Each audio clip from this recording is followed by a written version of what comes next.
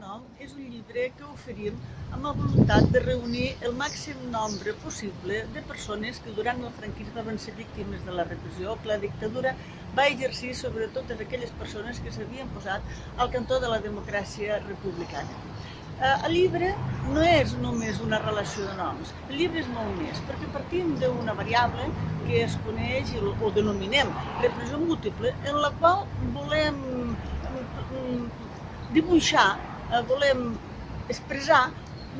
les diverses vegades que una persona podia ser castigada per un mateix delicte. Aquesta és una qüestió interessant perquè hi havia una multiplicitat de jurisdiccions que requeien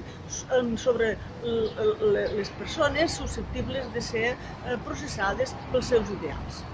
Dins d'aquest llibre trobem un total de 15.000 persones, moltes d'elles eren persones corrents, anònimes, i en aquest llibre les intentem recuperar i tornar a conèixer la seva història i el que van patir.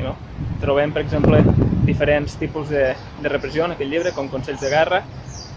persones que van patir una sentència de mort, persones que van haver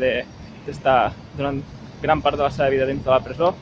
moltes persones que van ser depurades per defensar la democràcia republicana, per ser funcionaris de la república, i altres que directament van patir la por de tot aquest procés i van haver de marxar a l'exili. Altres també van haver de patir, per exemple, els camps de concentració nazis.